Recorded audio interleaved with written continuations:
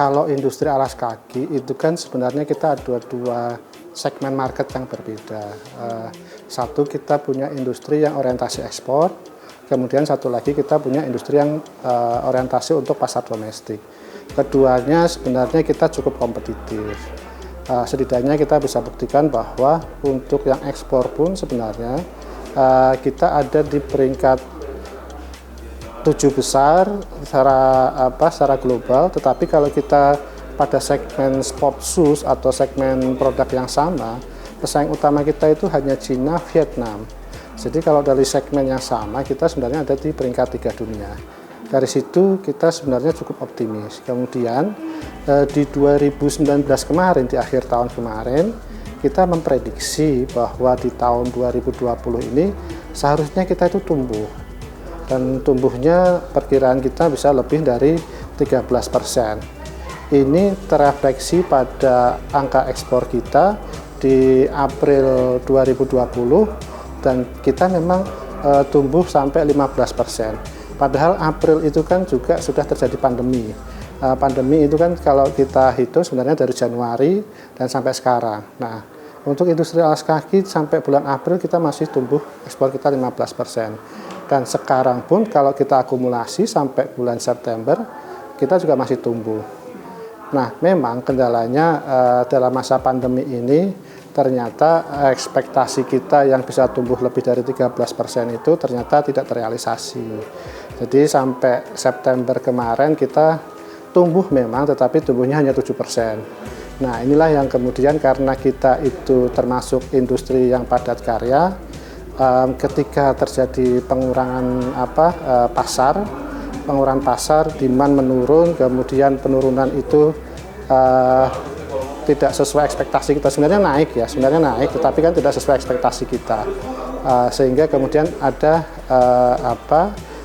tidak sinkron antara target kita di akhir tahun kemarin sama realisasinya. Nah, ini yang kemudian berdampak terhadap beberapa industri kita yang kemudian melakukan PHK.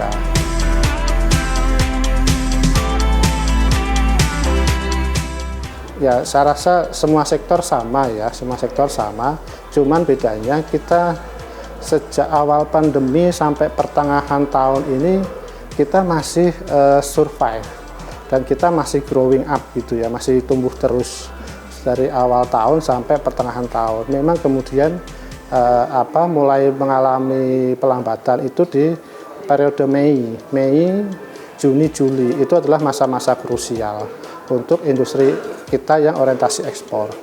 Nah, tetapi di periode September kemarin sebenarnya order untuk ekspor itu sudah mulai pulih kembali. Kita sudah recovery.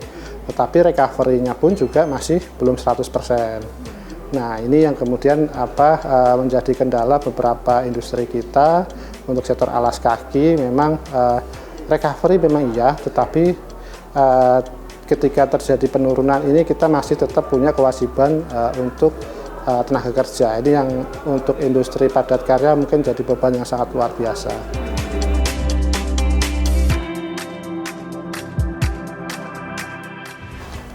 Kita agak sulit ya, karena satu, kalau kita hitung yang PHK mungkin iya, tetapi ada di luar itu ada perusahaan-perusahaan yang terutama perusahaan-perusahaan untuk pasar domestik ini untuk melakukan PHK itu kan mahal.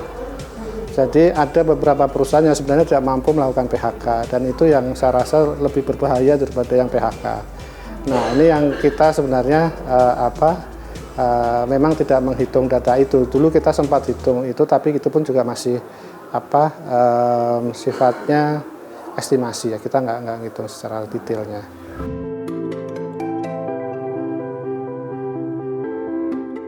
Ya, kalau yang di Cikupa itu kan memang itu adalah industri untuk orientasi ekspor.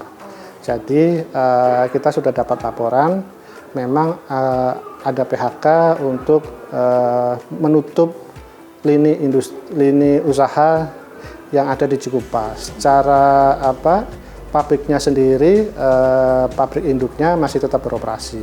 Jadi memang ada pengurangan di salah satu lini usahanya yang ditutup, dan itu dilakukan PHK sampai 1.800 tenaga kerja.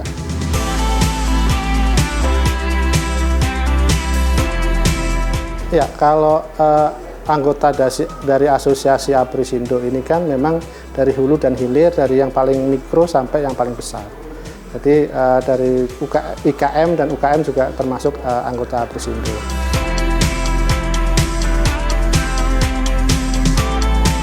Saya rasa semua pasti kesulitan di masa pandemi ini, karena di pandemi ini kan yang hilang itu kan pasarnya, baik itu domestik maupun ekspor. Ketika manusia dibatasi aktivitasnya, kemudian aktivitas ini mengganggu kepada konsumsi, nah inilah kemudian saya rasa semua sektor juga mengalami, termasuk yang kecil dan besar juga sama. Cuman masing-masing kemudian kembali kepada daya tahan masing-masing perusahaan.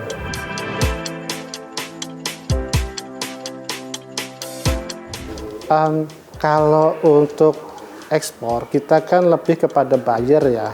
Buyer inilah yang kemudian akan mengekspor ke beberapa negara. Nah, kalau pada bulan September, order dari buyer itu sudah masuk. Dan kalau kita lihat sebenarnya, kalau angka berdasarkan negara tujuan, ada negara yang beberapa negara itu tumbuh.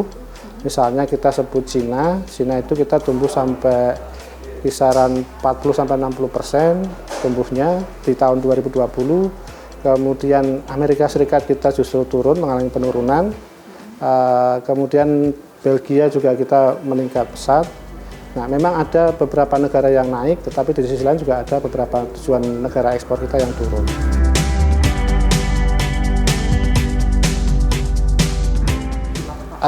Sebenarnya kita berarti ini sudah masuk ke segmen yang lain. Jadi kalau tadi kan kita bicara industri yang orientasi ekspor. Nah, sekarang kita masuk pada segmen untuk industri yang orientasi pasar domestik. Nah, kalau data kami sampai saat ini kita mencatat untuk alas kaki, penguasaan pasar domestik kita masih lebih dari 50% dari pasar domestik yang ada. Nah, dari pasar domestik itu memang industri kita sekarang posisinya memang kesulitan, karena di masa pandemi siapapun pasti sulit. Tetapi di sisi lain juga ada kebijakan pemerintah yang kemudian mencoba untuk memproteksi industri dalam negeri, ini juga menghambat industri kita. Jadi ketika pemerintah kemudian menerbitkan kebijakan pembatasan terhadap impor bahan baku, nah ini industri kita kesulitan. Nah, kalau ini kemudian dibatasi, kemudian daya saing kita tentunya pasti akan terganggu. Nah, ini yang kemudian menjadi kunci permasalahannya. Kalau dari sisi impor, kita harus sangat berhati-hati, karena mau tidak mau kita harus mengatakan bahwa industri alas kaki itu ya kita bisa bilang kita net eksportir. Ekspor kita lebih besar daripada impor kita, bahkan dibandingkan pasar domestik kita. Jadi industri alas kaki mungkin berbeda dengan sektor yang lain, tetapi untuk kami ini segmen ekspor kita atau value untuk ekspor kita jauh lebih besar daripada value market domestik kita. Nah, kalau kemudian dilakukan pembatasan impor, tapi di sisi lain kita masih mau melakukan ekspor, nah ini kan kontradiksi. Nah, kita khawatir kalau memang kemudian ada pembatasan impor seperti itu, justru akan ada retaliasi dari negara-negara tujuan ekspor kita. Atau bahkan mungkin beberapa negara yang tidak terkena dampak dari pembatasan impor akan melakukan hal yang sama dengan Indonesia dan melakukan proteksionisme terhadap pasar dalam negerinya. Kalau itu terjadi, tentu sulit untuk kita melakukan komplain ya. Kalau kita mengkomplain kenapa terjadi seperti itu, mereka akan mengatakan, loh Indonesia juga membatasi impornya, kenapa kita tidak boleh seperti itu. Nah, ini kan kita sangat hati-hati di situ. Di satu sisi, industri domestik kita juga sedang tertekan, tetapi di sisi lain, pasar ekspor kita memang lebih besar daripada pasar domestik. Nah, tetapi permasalahan di pasar domestik ini juga terjadi karena adanya pembatasan terhadap bahan baku. Bahan baku kita sudah coba difasilitasi oleh beberapa kementerian dengan industri tekstil, tetapi masih belum ada jalan keluar. Jadi permasalahan utama untuk industri alas kaki, kebutuhan kita terhadap kain itu sebenarnya kecil, tetapi variasinya banyak karena kita industri fashion, dan itu tidak bisa dipenuhi oleh industri tekstil nasional. Sehingga sekarang posisinya ketika ada order, ketika kemarin Cina sedang lockdown, kemudian Cina mengurangi aktivitas ekonominya, semestinya kita bisa menangkap order dari brand lokal kita untuk pasar lokal kita untuk mengalihkan produksi ke industri-industri dalam negeri. Nah, tetapi ini jadi kendala karena industri dalam negeri kita malah kesulitan untuk bahan bakunya. Nah, ini kan kontradiktif lah ya, antara di satu sisi kemudian tiba-tiba ada pembatasan impor di produk jadinya, padahal sebenarnya kita cukup kompetitif. Cuma karena sekarang kita dibuat tidak kompetitif karena dihambat bahan bakunya, pembatasan impor ini justru mengganggu pasar ekspor kita.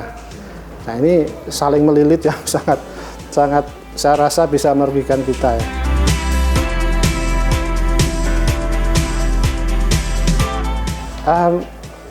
Kalau di kisaran bulan Maret, April, Mei ya kita bisa katakan hampir hilang lah ya pasar domestik kita, dan industri kita yang orientasi pasar domestik itu lebih terpukul duluan dibandingkan industri untuk orientasi ekspor. Industri orientasi ekspor kita itu baru bulan Mei, ketika order sudah habis di bulan Mei. Kemudian sampai Mei, Juni, Juli itu kita masih slow gitu ya. Baru kemudian Agustus, September kita sudah mulai ada order kembali. Nah, kalau untuk industri domestiknya sendiri, baru kemudian setelah PSBB dilonggarkan di bulan Juni, sebenarnya itu sudah mulai naik lah ya, di retailnya sudah naik. Tetapi kan kemudian ada PSBB ketat lagi, nah itu menurun lagi. Nah, sekarang memang sudah ada tumbuh, di retailnya sudah tumbuh, tetapi order belum masuk ke pabrik domestik kita. Jadi masih masih menyelesaikan menyelesaikan komitmen dari order yang lama, yang dulu tertahan karena COVID, sekarang ada itu ini lagi, komitmennya dipenuhi lagi. Sementara untuk order yang baru masih belum masuk. Nah, ada order baru untuk kuantiti kecil, itu masuknya tidak ke pabrikan, tetapi masuknya ke IKM. Nah, masalahnya kemudian di IKM ini juga sekarang posisinya kesulitan bahan baku.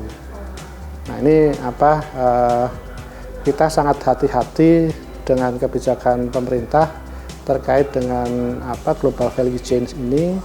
Posisi kita sekarang untuk industri alas kaki sebenarnya kita itu kompetitif. Cuman kemudian kita menjadi tidak kompetitif ketika kita harus kesulitan mencari bahan baku. Ini untuk industri yang domestik kita ya. Tadi itu Pak, Bapak jelaskan di awal ya. Kalau di awal tahun itu kan kita ada kebijakan biaya masuk tambahan ya, biaya masuk tambahan untuk impor kain tekstil kain lah ya, untuk impor masuk ke dalam negeri. Itu kan yang jadi kendala karena alas kaki itu kan trennya sekarang memang sepatu-sepatu tekstil, sepatu-sepatu kain, sneaker dan sebagainya seperti itu.